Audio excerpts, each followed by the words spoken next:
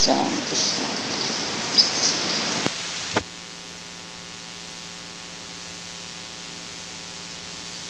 तेरा क्या स्वामी जी ने किधर आइए आप लोग है आज आइए। आज है स्मशाने स्वक्रीडा स्मरहरतु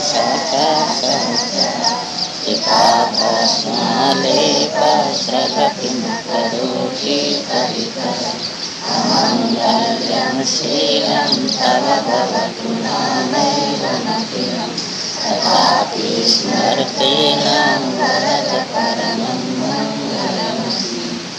स्मशानेषु आक्रीडा। महादेव कहाँ खेलते हैं? स्मशान में खेलते हैं। चेतन महादेव देखिए शरीर रूपी स्मशान में क्रीड़ा कर रहा है। ये शरीर महाश्मशान, इसमें देखिए कितने कीड़े जो है प्रति क्षण जन्म लेते हैं, इसी में दफनाए जाते हैं। हम मर करके कहाँ जाते हैं? इस शरीरों में। ये शरीर जो है वह महाश्मशान है। और इसमें देखो चेतन महादेव खेल रहा है। 24 घंटे इसकी खेलें चल रही।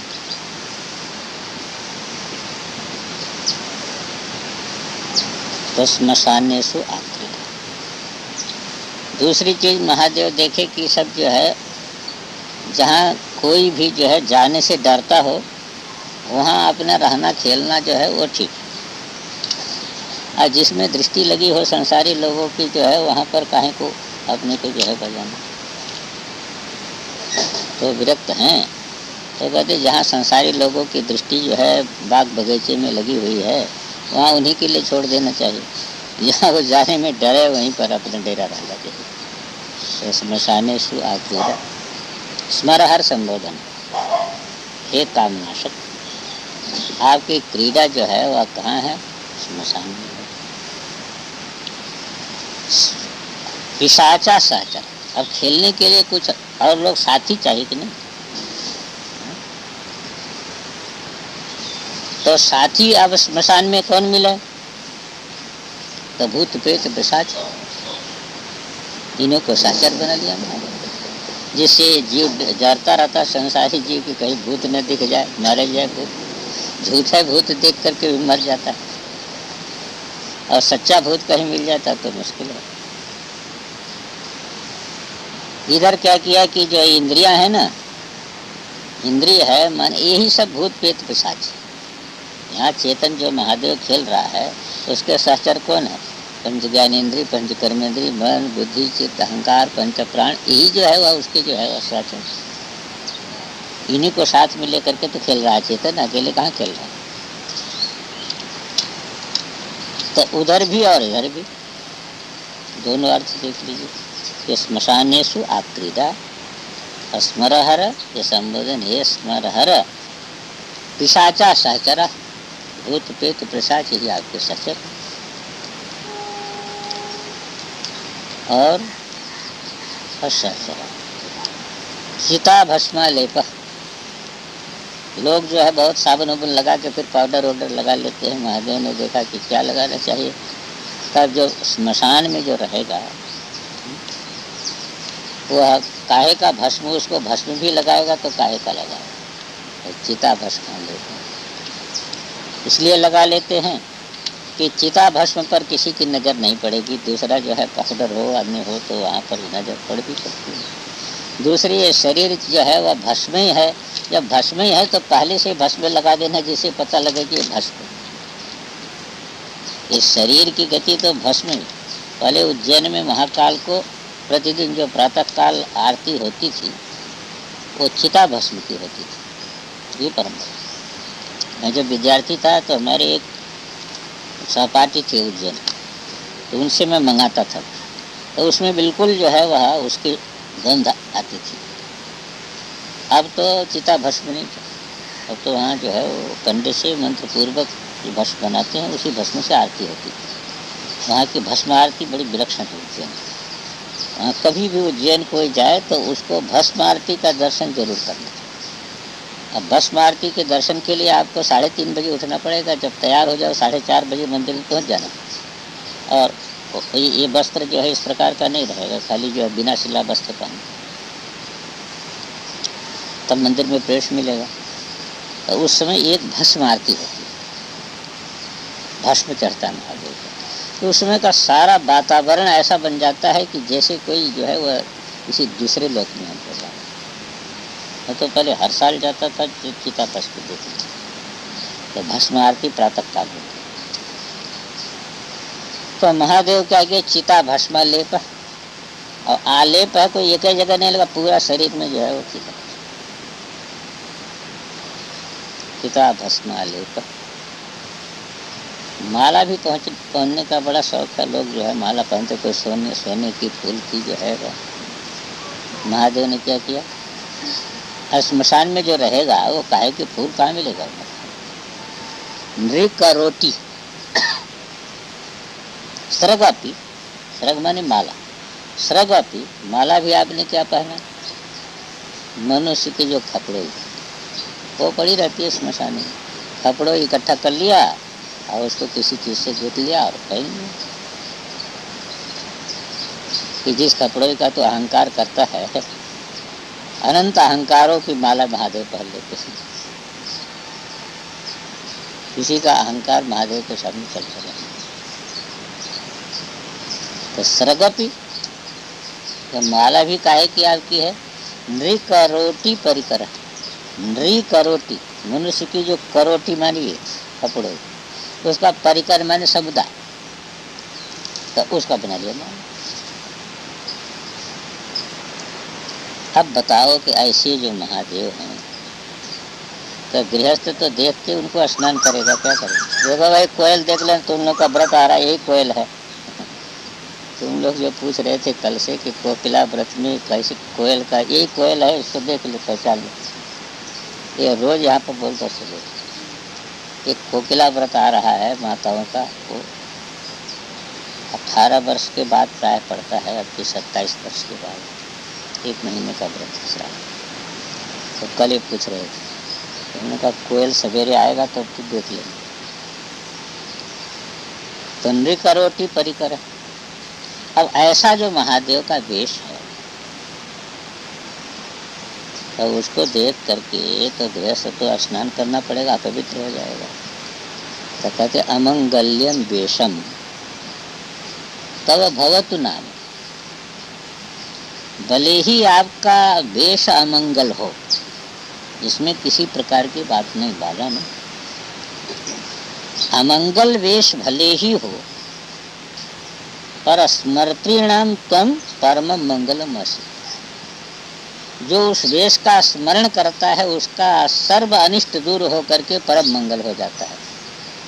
तो अमंगल वेश भले ही हो, उससे कोई बात नहीं। एक धुनी वाले दादा थे, पहले रहते थे वहाँ साई खेड़ा में, खड़वा में उनकी समाधि है, सिद्ध पुरुष। तो लोग घेरे रहते तो लोग आते थे, तो नग्न रहते थे, धुनी लगा के बैठे, तो वो जान लेते थे, मन सबका मन पकड़ लेते। तो कोई धन की दृष्टि से आया आगे, बस ऐसे मौज आई उनकी, ऐसे टट्टी करके फेंक दे। तो उसने समझा कि मेरी सारी दरिद्रता दूर हो गई, सारी दरिद्रता दूर हो।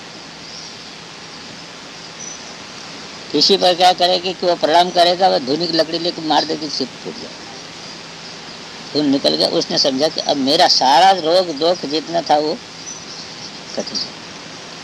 एक बार एक अंग्रेज को ले आए वहाँ से, आपकी कलकत्ता से कोई बैरिस्टर ले आए, कहते हमारे यहाँ एक फकीर है, उसको संतति नहीं है, मगर हमारे यहाँ एक फकीर है, उसका दर्शन कर लो, तुम्हारा काम पूरा हो जाएगा। उसको बड़ा समझा बुझा के उनको दोनों को ले आए। आइए तो धुनी पे बैठे थे ऐसे, अब बहुत समझा बुझा करके ले आए थे कैसा प्रणाम करना। तो वो जो प्रणाम करने लगा, तो उसका हाइट होता ना, हाइट ऐसे करके प्रणाम करने लगा, तो उन्होंने वो जलती लकड़ी जो है उठा करके मार दिया सिर में। हाइट तो धुनी में गिर गया, जल गया, और उसको यहाँ पर जो है वह फूट गया, खून निकलने लगा। अब उसकी पत्नी बहुत बिगड़ गई, बड़ी गाली, बहुत जो है डांटने लगी बैरिस्टर को, तुम कैसे तो मूर्ख के सामने जो है वो ले। तुम्हारे यहाँ का फकीर ऐसा बहुत ज़्यादा बिगड़ गई। वो बैरिस्टर समझा बुझा के ले गए, पर वहाँ जब कमरे में पहुँचा तो उन्हें देखा कि है तो टेबल पर पड़ा हुआ, बस थक एकदम भयभीत हो गया। तो क्या हैट तो जल गया उसमें धुनी में, अब वो हैट यहाँ कैसे आ गया? वो हैट देखा तो एकदम भयभीत हो गए दोनों, वहाँ से चले गए। वो बैरिस्टर समझा करके ले गया। 1 वर्ष के बाद उसको पुत्र उत्पन्न हुआ, तो फिर दर्शन कर दे दिया। तो अब व्यवहार उटपटांग है कि नहीं? और उटपटांग है, पर अब लोग क्यों घेरे रहते थे? इसलिए घेरे रहते थे कि उनका मंगल हो जाता है ना, उटपटांग के व्यवहार से उनका मंगल हो जाता। ये प्रत्यक्ष अभिघटना उनकी समाधि है, खड़वा में समाधि है। खड़वा में समाधि, वहाँ से वो साई खेड़ा में रहते थे, कहे कि जो है वह चलो उज्जैन चलेंगे, तो रथ बना, और रथ भक्त लोग रथ खींच करके लेके चले। जब इंदौर के पास आए तो कहे लौटाओ रथ, नहीं जाएंगे। रात्रि में बड़वा के वो नर्मदा के वहाँ विश्राम के आगे ले चले। खड़वा आए, कहे देखो खिचड़ी बना, खाए, अच्छा मैं सोता हूँ। और रथ में लेट गए, उठे नहीं। अब किसी की हिम्मत न पड़े जो है वह देखने, उठे ही नहीं। 2 दिन हो गया। अब लोगों में बड़ा भारी क्षमता थी। अंत में कुछ लोग हिम्मत करके जो है वह पुलिस भी आई, नहीं देखा तो सही से समझ। तो यहाँ पर उदाहरण ये दिया कि अमंगल्यम वेशम तो भवतु नाम, आपका वेश अमंगल भले ही हो, फिर भी आप जो आपको निरंतर लोग जो है वर्ण इसलिए करते हैं कि स्मृतिनाम तम परमम मंगलम, आपका जो स्मरण करता है वह स्मरण ऐसे अमंगल वेश का स्मरण करने वाले का परम मंगल है। वह भोग से लेकर के मोक्ष तक प्राप्त करता है। इसलिए आपका अमंगल वेश रहने से कोई अंतर पड़ता नहीं है, चाहे आप सांप लपेटो, चाहे भस्म भी लगाओ, चाहे कुछ भी करो, पर स्मृतिनाम तम परम मंगलम, परम मंगल। तो श्मशानेषु आक्रीड़ा हे स्मरहर पिशाचा सहचरा चिदा भस्मालेप स्रगपि, माला भी क्या है, निकरोटी परिकर अमंगल्यम शीलम, आपका जो आचरण है वह अमंगल। अमंगल्यम शीलम तव भवतु नाम, एक संबोधन और है क्या वहाँ? नहीं है ना? हाँ, भरत, हे भरत अमंगल्यम शीलम तव भवतु नाम, अमंगल आचरण आपका भले ही हो, तथापि स्मृतिर्नाम त्वं परमं मंगलम आसी। हे अवधरानी, फिर भी आपका स्मरण करने वाले के लिए आप परम मंगल हैं। इसके आगे क्या है?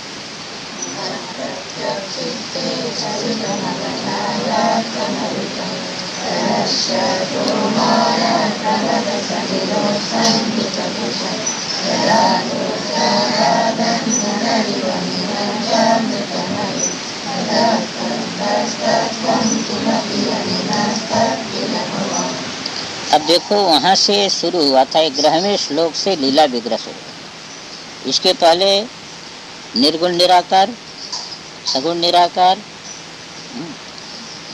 और तर्क के द्वारा भी जो है वह ईश्वर तत्व की सिद्धि, विभिन्न प्रकार के मतों का निर्देश, और सभी साधनाएं जो है जैसे सभी जल समुद्र में जाते हैं ऐसे सभी मार्ग आप में ले जाते पहुँचाते हैं, इसका निर्धारण कर दिया। फिर न्याय वैशेषिक इत्यादि का प्रश्न उठाया तो कहा कि बताओ जो है मैं तो आपकी स्तुति करने के लिए चला और मुझे लज्जा भी नहीं आती इन जो है वह मतों के द्वारा, दर्शनों के द्वारा आपको करते हुए। समाधान कर दिया कि मुखरता खलु दृष्टाय।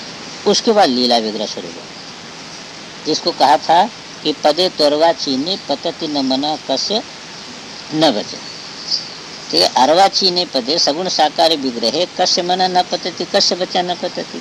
अब ये लीला विग्रह 11वें से शुरू हुआ।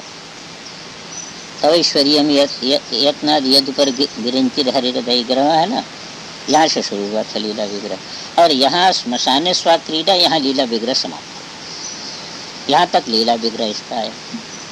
अब उसके बाद ध्यान विग्रह। योग दर्शन समाधि में स्थित होकर करा करके जिस जो है वह दिव्य अनुभूति को कराता है, वो जो आनंद है वो आप ही। अब ये ध्यान विग्रह है। तो ध्यान विग्रह में ये बताते हैं कि मनः प्रत्यक्ष चित्ते सविध मवधायात मरुतः प्रहिष्यद रोमाणः प्रमद सलिलोत संगीत दृशा। आत्मरुतः योगिनः, जिन्होंने क्या किया है, प्राण को वश में कर लिया है। यम नियम आसन प्राणायाम के द्वारा क्या किया है कि प्राण को वश में कर लिया है। ऐसे जो योगी हैं, आत्मरुतः, अपने हाथ में ले लिया है, मरुत माने प्राण को, तो जिन्होंने प्राण को वश में कर लिया है, आत्मरुतः योगिनः साविधम मनः प्रत्यक्ष चित्ते अवधाय। विधि पूर्वक, विधि क्या वहाँ की है, कोई यम नियम आसन प्राणायाम प्रत्याहार धारणा ध्यान समाधि, ये विधि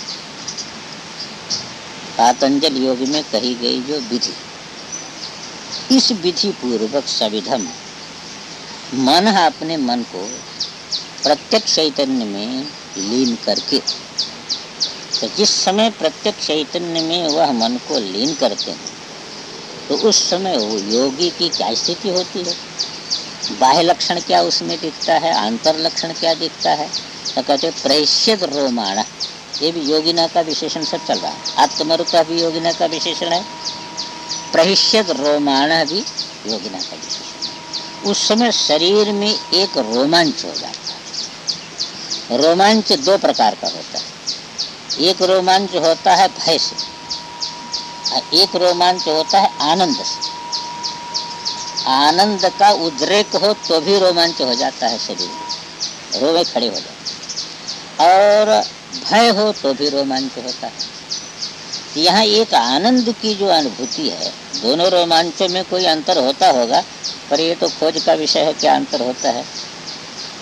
पर होता भय से भी रोमांच होता है और आनंद से भी रोमांच होता है। तो रोमांच में यही इसी का लक्षण प्रहिष्यद रोमाण, जिनके रोम हर्षित हो गए, रोम हर्षित हो गए, ऐसे जो है वह योगी प्रमद सलिलोत संगीत दृश्य, और दुख से भी आंसू निकलता है और अत्यधिक आनंद से भी आंसू निकलता है। अत्यंत आनंद हो तो भी आंखें जो है अश्रु से दबदबा जाती है, और अत्यंत जो है दुख हो तो भी जो है वह आंखों में आंसू भर जाता है। अब लोग कहते हैं, अपने तो कभी अनुभव नहीं किए, लोगों का कहना है कि जो दुख से आंसू गिरता है वो गर्म होता है,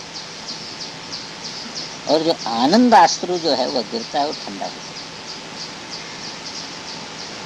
है। अब कोई इसका खोज करके निर्धारित करे तो बोले, पर ऐसा हमने सुना है कि आनंद अश्रु जो है वो शीतल होता है, और दुख का जो आंसू है वो गरम गरम गिरता है।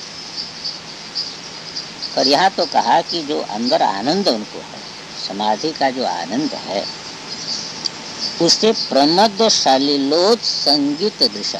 प्रमद माने प्रकृष्ट आनंद, प्रमद का अर्थ है प्रकृष्ट आनंद। तो प्रमद और उससे होने वाला जो सलिल, उससे उत्पन्न होने वाला जो अश्रु, प्रमद सलिल, उससे उत्संगित दृश्य, दबदबा गई है आंखें जिनकी।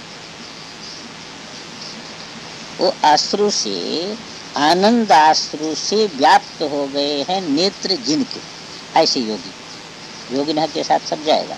आत्मरुतः योगिनः, प्रहिष्यद रोमाणः योगिनः, ये सब षष्ठी। प्रमद षष्ठी नहीं, षष्ठी भी हो सकता है, पर ये मेरा ख्याल है कि ये प्रथमा बहुवचन, योगी योगिन योगिन, प्रथमा बहुवचन।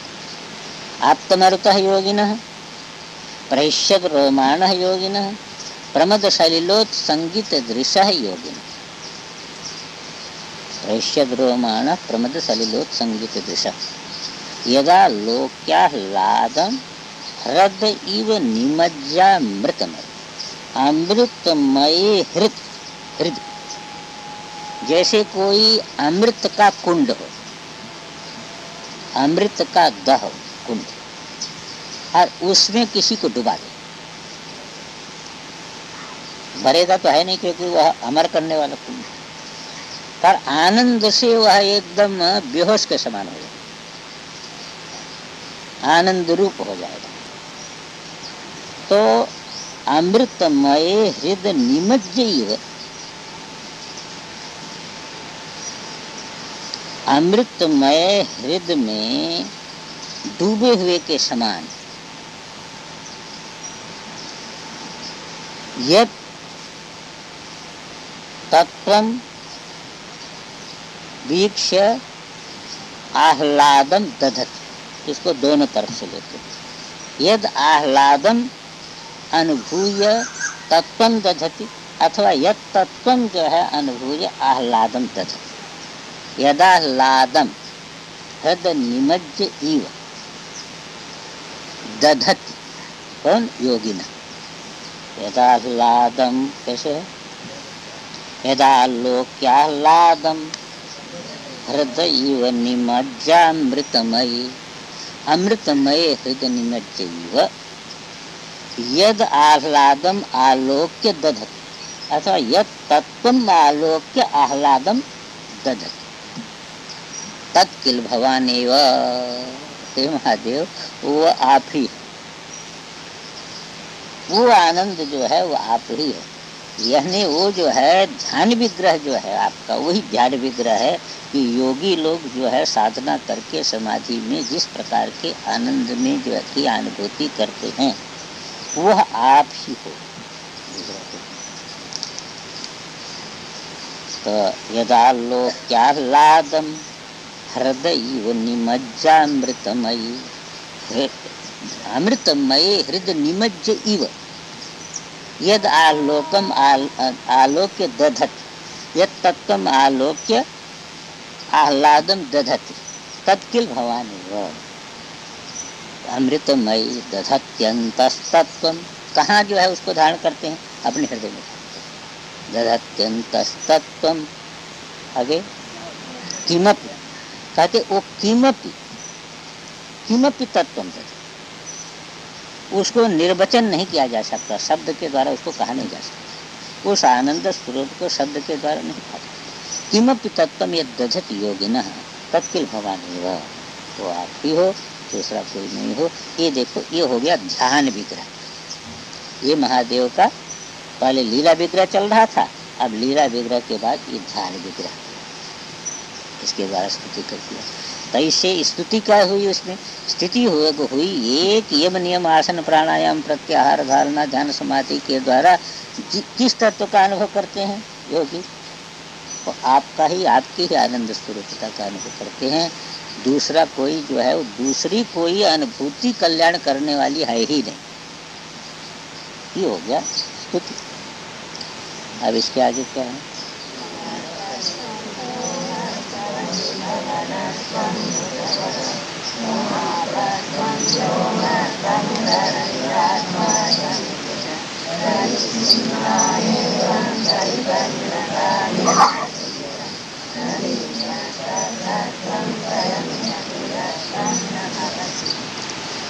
वैदिक परंपरा में क्या है कि अष्टमूर्ति मानते हैं। जैसे निर्गुण निराकार, सगुण निराकार ईश्वर तत्व हो गए। इसीलिए ईश्वर तत्व का ही जो है वह नाम रूप, इसीलिए आप देखेंगे तो शिव पुराण में तो उस ईश्वर का नाम शिव रख दिया, विष्णु पुराण में देखें तो उस ईश्वर का नाम विष्णु रख दिया, देवी पुराण में उस ईश्वर का नाम। इसलिए उससे अब शिव नाम रख देंगे तो उससे ब्रह्मा विष्णु उनसे उत्पन्न होंगे। देवी का नाम जो है वह उस ईश्वर का नाम, क्योंकि वह नाम अरूप है, इसलिए किसी भी नाम रूप से उसका जो है वह ध्यान हो सकता है। इसीलिए अपने पुराणों में लोग जो कहते हैं कि बड़ी असंगति है, असंगति नहीं है, समझ की असंगति। ईश्वर तत्व अनाम अरूप है, वो सगुण निराकार मायोपाधिक है, पर उसका कोई जो है रूप और कोई नाम नहीं। अब उसी का प्रतिपादन किया जाता है। अब उसका नाम रूप जो भी रख दिया, तो गणपति पुराण में उसका नाम गणपति हो गया, तो गणपति से ब्रह्मा विष्णु रुद्र उत्पन्न हो। देवी पुराण में उसका नाम देवी हो जाएगा, तो जो है ब्रह्मा विष्णु रुद्र देवी से उत्पन्न होंगे। तो वो जो है सगुण निराकार रूप हो गया। अब फिर तदैक्षता बहुश्याम पर जाइए, उसने सारी की सारी सृष्टि किया, तो सारी सृष्टि ये महादेव का क्या है कि सगुण साकार विग्रह। इसको वैदिक लोग 8 मूर्ति बना करके पूजन करते, अष्टमूर्ति मानते, महादेव की अष्टमूर्ति मानते। तो पंचभूत ये भी महादेव की मूर्ति है, इसलिए कहीं से भी महादेव बना करके पूजन कर लेते। आकाश मूर्ति है, वायु मूर्ति है, अग्नि मूर्ति है, जल मूर्ति है, पृथ्वी मूर्ति है, पंचभूत, ये 5 मूर्ति हो गई। और सूर्य चंद्रमा प्रत्यक्ष मूर्ति 7 हो गया। और जो है 8वां मूर्ति जीव, यजमान। इसी के अंदर सारा का सारा विश्व, क्योंकि पंचभौतिक सारा का सारा तो है ही है।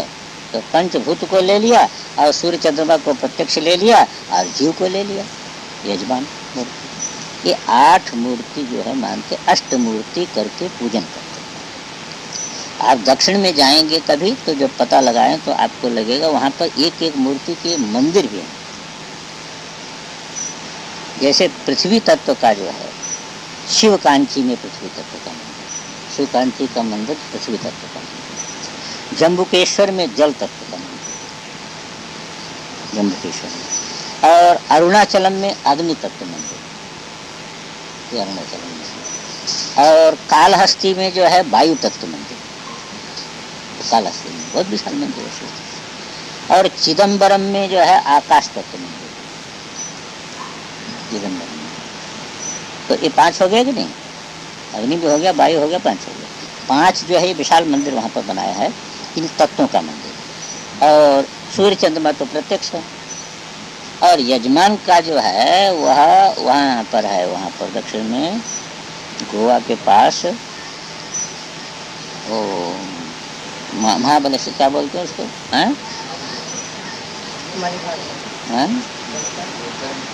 गोकर्ण महाबलेश्वर। वो गोकर्ण में जो है वो लोग जो है वो जीव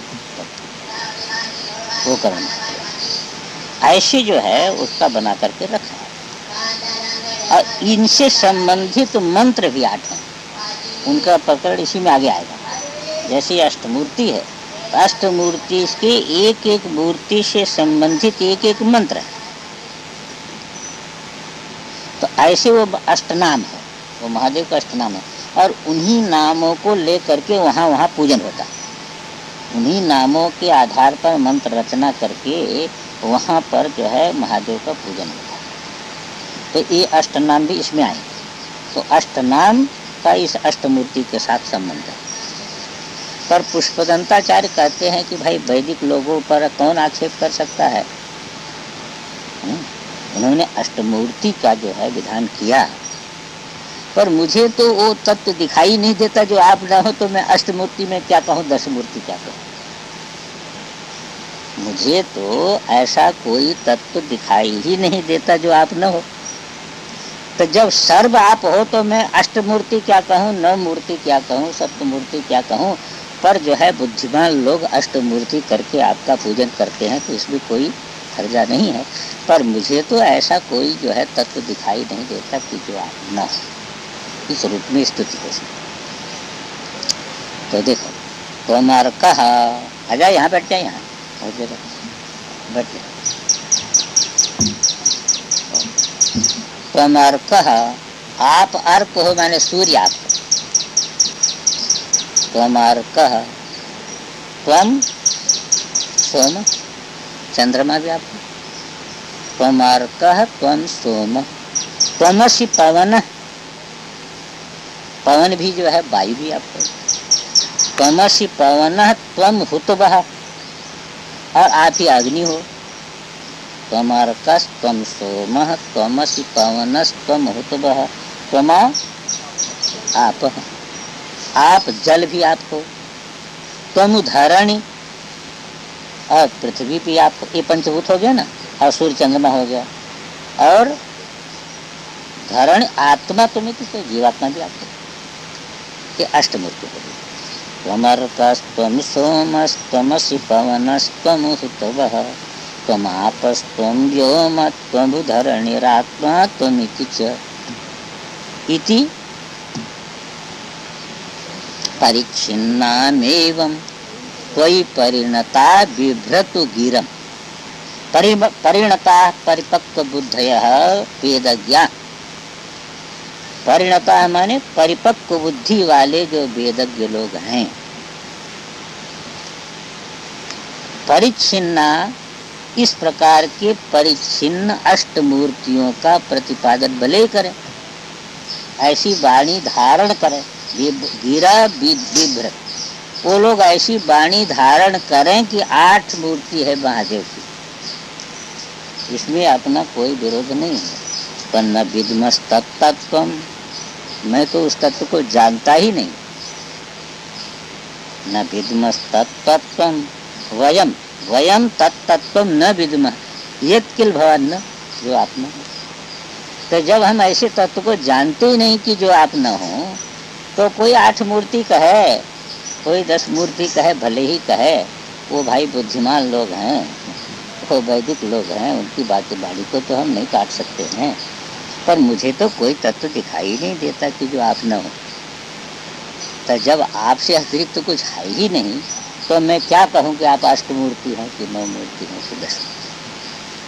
त्वमर्कस्त्वं सोमस्त्वमसि पवनस्त्वं हुतवः, त्वमापस्त्वं व्योमस्त्वं धरणिरात्मा त्वमिति च परिच्छिन्नामेवं त्वयि परिणता बिभ्रतु गिर, परिणता परिपक्व बुद्धयः, त्वयि आपके विषय में, एवं इस प्रकार परिच्छिन्ना गिरह बिभ्रत, परिच्छिन्न वाणी को भले ही धारण करें, इस प्रकार परिच्छिन्न रूप का कथन भले ही करें, पर हे प्रभु न विद्मस तत्तत्वम वयम, वयम तो तत्तत्वम न विद्मः, हम तो उस तत्व को जानते ही नहीं, यत् किल भवान न, जो आप न हो।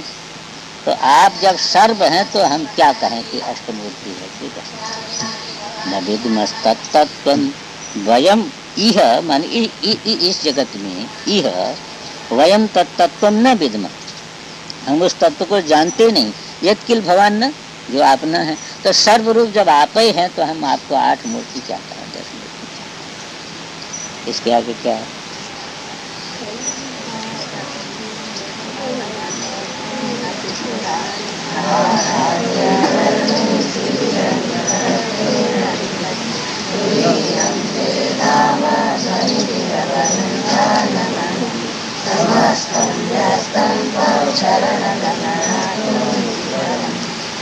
ये कठिन श्लोक है, और कल जो आप जो है कथा सुनी, कल भले ही समझ में नहीं आया हो, इस श्लोक को समझ लेंगे तो कल का जो प्रकरण था वो समझ में,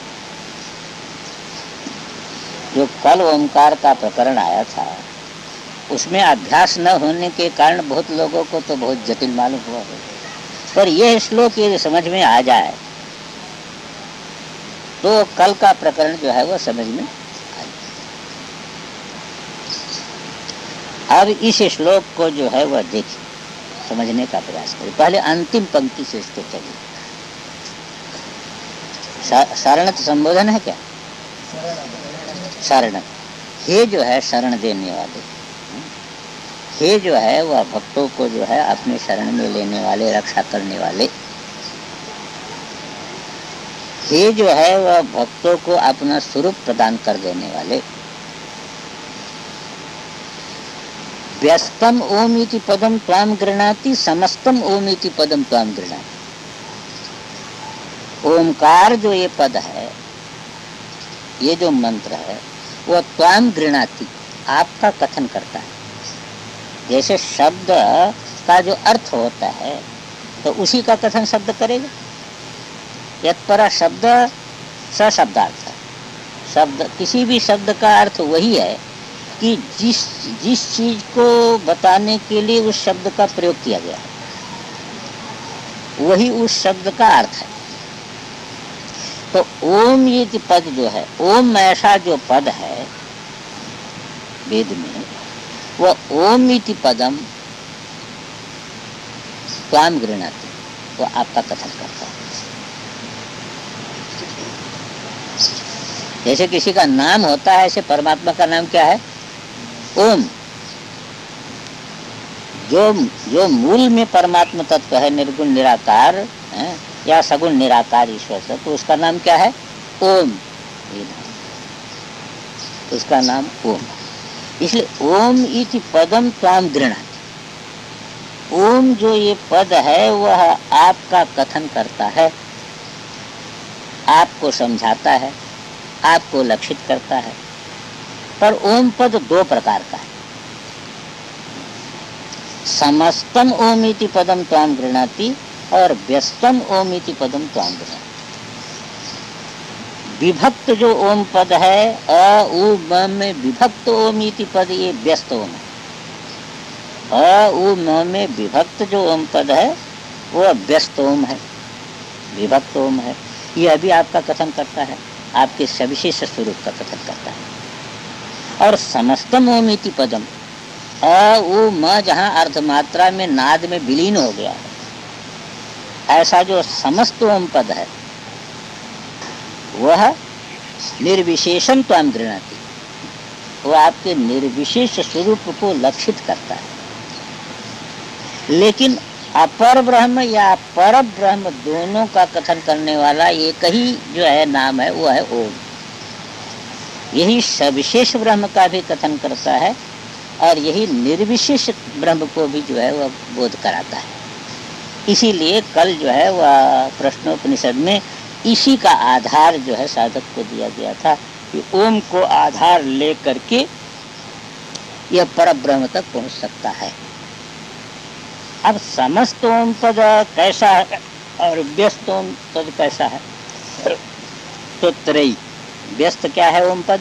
अ उ म में विभक्त। तो ऐसा जो व्यस्त ओम पद है वो क्या कहता है? त्रयी। तीन वेद हैं, ऋक यजुः साम। तीन वेद कौन है? ऋक यजुः साम। ऋग्वेद, यजुर्वेद, साम। अ हो गया कौन? ऋग्वेद। अ हो गया ऋग्वेद, उ हो गया यजुर्वेद और म हो गया सामवेद। तो त्रयी का प्रतिपादन कौन कर रहा है? यही व्यस्त ओम इति ओम जो पद है वो त्रयी का प्रतिपादक हो गया। तीनों वेद उसके अंतर्गत आ गए। तो अ में ऋग्वेद हो गया, उ में जो है यजुर्वेद हो गया और म में सामवेद हो गया। त्रयी।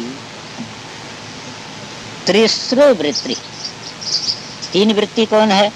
जागृत, स्वप्न, सुषुप्ति। अजागृत हो गया, उ स्वप्न हो गया, म सुषुप्ति हो गया। अजागृत अभिमानी वैश्वानर हो गया, उ स्वप्न अभिमानी तेजस हो गया, म सुषुप्ति अभिमानी प्राज्ञ हो गया। उ जो है वह जागृत अभिमानी समष्टि विराट हो गया। उ जो है वह स्वप्न अभिमानी समष्टि हिरण्यगर्भ हो गया और जो है वह म जो है वह सुषुप्त अभिमानी समष्टि ईश्वर हो गया। तत्रयी त्रिस्रो वृत्ति। त्रिभुवनम, यह लोक हो गया, उ अंतरिक्ष लोक हो गया। ये कथन कर रहा है। ये ओम देखिए, ये व्यस्तम ओमिति पदम है, ये विभक्त ओम पद इन सब का कथन कर रहा है। त्रयी का कथन कर रहा है, त्रिस्रो वृत्ति का कथन कर रहा है। त्रिभुवन मथो त्रिनपि सुरा, तीन सुरानपि। कैसे? ब्रह्मा हो गया, वो विष्णु हो गया, रुद्र हो गया। तत्रई त्रिस्रो वृत्ति त्रिभुवन मतो त्रिनपि सुरान अकारादिर वर्णै अभिदधत। अभिदधत है ना, है ना। आकार उकार म और मकार से कथन करता हुआ अभिदधत। अब इसी में सभी गुण भी ले लीजिए। अ कौन हो गया, और रजोगुण हो गया, और उ जो है सत्व गुण हो गया, और म तमोगुण हो गया। ऐसे त्रिगुणात्मक सारा का सारा विश्व इसके अंदर ले, ये उपलक्षण हो गया। त्रयी तीसरो वृत्ति ही माने जागृत स्वप्न सुषुप्ति तद अभिमानी व्यष्टि समष्टि। त्रिभुवनम त्रीन सुरानपि अकाराद्यर वर्णैहि, अकार उकार मकार वर्ण से अभिदधत कथन करता हुआ व्यस्तम ओम इति पदम त्वाम गृह्णाति। इसके साथ अन्य चला जाएगा। विभक्त ओम जो पद है वह आपका कथन करता है, आपके सविशेष स्वरूप का कथन करता है। अब आपका निर्विशेष स्वरूप जो तुरीय है उसको कैसे कथन कर, उसको कैसे तो समस्तम ओमिति पदम, समस्त जो ओम पद है वह आपके निर्विशेष स्वरूप को कथन करता है। कहते कैसे करता है, कहते उत्तीर्ण विकृति। ये तीन गुण है विकार, तीनों गुणों के पहुंच से जो पृथक हो गया है, निर्विशेष स्वरूप तीनों गुणों के पहुंच से पृथक है। तो गुणात्मक सारा का सारा संसार है। तो उत्तीर्ण विकृति ते तुरीयम पदम, आपका जो तुरीय पद है वह अणुभी ध्वनुभी अवरुंधान, सूक्ष्म ध्वनियों के द्वारा प्रतिपादित करता है। हमने इसलिए कल उदाहरण दिया था कि घंटा आप मारिए तो ध्वनि धीरे धीरे धीरे धीरे धीरे सूक्ष्म होती जाती है। जैसे सूक्ष्म होती जाती है वैसे व्यापक होती जाती है, और व्यापक होते होते होते होते जो व्यापक सत्ता है उसमें लीन। ऐसे ओम,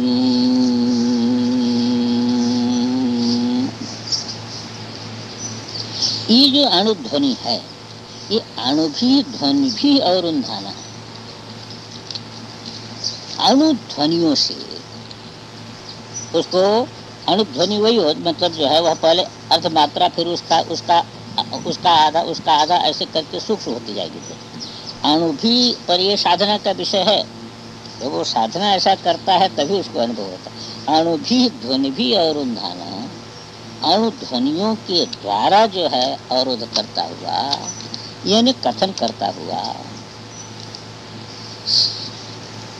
समस्तम ओमिति पदम, समस्त जो ओमिति पद है वह ते उत्तीर्ण विकृति तुरीयम धाम कथयति गृह्णाति लक्षेत। वो संपूर्ण विकारों से रहित जो आपका तुरीय स्वरूप है, जहाँ पर कोई विकार नहीं है, ऐसे निर्गुण निराकार जो आपका तुरीय स्वरूप है, उस स्वरूप को अणुभी ध्वनि भी अरुंधान समस्तम ओमिति पदम त्वाम गृह्णाति। ये एक में मिला हुआ ओम जो ये पद है ये आपका कथन करता है। तो इसका भी संकेत तो क्रियाशु त्रिशु अवस्था जो आया था मंत्र में वो इसका संकेत न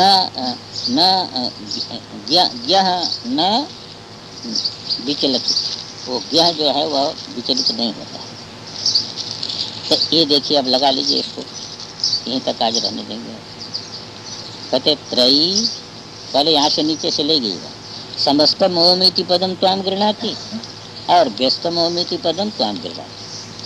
समस्त ओम पद सविशेष आपका कथन करता है और नहीं, व्यस्त ओम पद सविशेष आपका कथन करता है और समस्त ओम पद ये निर्विशेष आपका कथन। सविशेष कैसे कथन करता है? त्रयी, तीनों वेद के रूप में, त्रिस्रो वृत्ति, तीन अवस्था उसका अभिमानी व्यष्टि समष्टि इस रूप में, त्रिभुवनम तीनों लोकों को लेकर के, तीन पिसुरा, तीन जो है वह देवताओं को अभिददत कथन करता हुआ व्यस्तम ओमी इति पदम काम गृणाति, सविशेष स्वरूपम काम गृणाति। और अणुभी ध्वनि भी अवगृहण, अणु ध्वनियों के द्वारा लक्षित करता हुआ समस्तम ओमिति पदम, समस्त जो ओम पद है उत्तीर्ण विकृति, जिसमें से संपूर्ण विकार समाप्त हो गया है, ऐसे ते तुरीयम धाम गृणाति, आपके तुरीय धाम रूप निर्विशेष जो है स्वरूप को लक्षित करता। तो कल जो सारा का सारा प्रकरण था उसको एक श्लोक में जो है वह पुष्पाचार्य ने ग्रथित कर दिया। और ये जो है वह परब्रह्म प्राप्ति के लिए उत्कृष्ट साधन जो है ये है। अब इसकी परंपरा है, परंपरा से करना पड़ता है इसको। प्रणव का दीर्घ प्रणव का अभ्यास करना पड़ता है, जप करना पड़ता है। दीर्घ प्रणव में ओकार को प्रधान करके पहले चित्त की चंचलता को दूर करने के लिए ओंकार को प्रधान करके अभ्यास करना पड़ता है। फिर चित्त को स्थिर करने के लिए मकार को प्रधान करके जो है वह अभ्यास करना पड़ता है। इससे क्या है कि चित्त जो है वह स्थिर हो जाता है। पहले चित्त की चंचलता को दूर करके ओंकार को ओ को प्रधान बनाता है, ओ म को, और जब उसकी चंचलता दूर हो जाए, जब उसमें विकार दूर हो जाए, तो विकार दूर होने पर फिर उसको स्थिर करने के लिए ओम। अब इसमें दीर्घ प्रणव का अभ्यास कैसे करना, किससे, ये तो साधना का विषय है। पहले एक बार अभ्यास करना, 2 बार अभ्यास करना, 3 बार अभ्यास करना, 10 बार, ये प्राणायाम, इसी से प्राणायाम हो जाता है। प्राणायाम की अलग जरूरत नहीं पड़ती। ऐसे दीर्घ प्रणव का अभ्यास करना और इनको विचार करके जप करना, ये सारा अर्थ जो है अंदर रख करके उसका जप करना। इतना जप करना, 12 जप प्रतिदिन, 12 सहस्र जप करना पड़ता है सन्यासी को।